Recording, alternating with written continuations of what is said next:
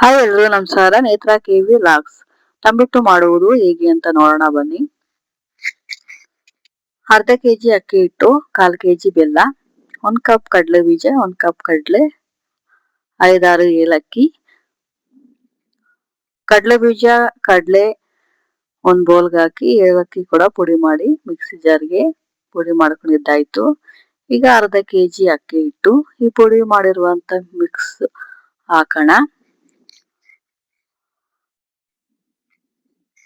ಹಾಕಿ ಚೆನ್ನಾಗಿ ಕಲ್ಸ್ಕೊಂತಾ ಇದ್ದೀನಿ. ಹಾಗೆ 1/4 ಕೆಜಿ ಬೆಲ್ಲ ಈ ರೀತಿ ಪುಡಿ ಮಾಡಿ ನೀರ್ ಹಾಕಿ ಬೆಲ್ಲದ ಪಾಕ ಮಾಡ್ಕೊಂಡು ಅದ್ರಲ್ಲಿ ಕಡ್ಡಿ ಕಸ ಇರುತ್ತಂತ ಸೋದಿಸ್ಕೊಂಡು ಕಲ್ಸ್ಕೊಂತಾ ಇದ್ದೀನಿ. ಒಂದೇ ಸತಿ ನಾವು ಪಾಕವನ್ನ ಹಾಕಕ್ ಹೋಗ್ಬಾರ್ದು, ಯಾಕಂದ್ರೆ ಒಂದೊಂದ್ಸತಿ ನೀರಾಗೋಗ್ಬಿಟ್ರೆ ಕಷ್ಟ ಆಗ್ಬಿಡುತ್ತೆ. ಹಾಗೆ ನಾವು ಎಷ್ಟು ಬೇಕೋ ಅದ ನೋಡ್ಕೊಂಡು ಬೆಲ್ಲದ ಪಾಕವನ್ನ ಸೇರಿಸ್ಕೊಂಡು ಚೆನ್ನಾಗಿ ನಾದಿಸ್ಕೊಂತ ಹೋಗ್ತಾ ಇರ್ಬೇಕು. ಹಂಗೆ ನಾನು ಕಡಲೆ ಬೀಜನ ಅಲ್ಲಿ ಸ್ವಲ್ಪ ಹಾಕಿದ್ದೆ ಪುಡಿ ಮಾಡಿ.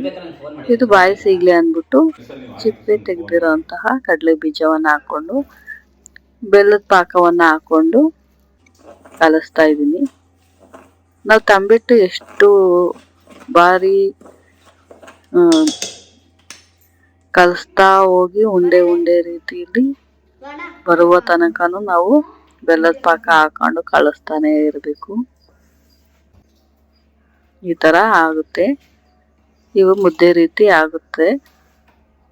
ಮುದ್ದೆ ರೀತಿ ಆಯ್ತು ಅಂದ್ರೆ ತಂಬಿಟ್ಟು ಆಯ್ತು ಅಂತ ಅರ್ಥ. ಈ ತರ ಆಗಿ ನಮ್ಗೆ ತಟ್ಟೆಗೆ ಹಾಕೊಂಡು ಚೆನ್ನಾಗಿ ಸ್ವಲ್ಪ ಹಾಕೊಂಡು ಚೆನ್ನಾಗಿ ಈ ತರ ನಾದಿಸಿ ನಮ್ಗೆ ಯಾವ ಶೇಪಲ್ಲಿ ಬೇಕಾದ್ರೂ ತಂಬಿಟ್ಟನ್ನ ರೆಡಿ ಮಾಡ್ಕೋಬಹುದು.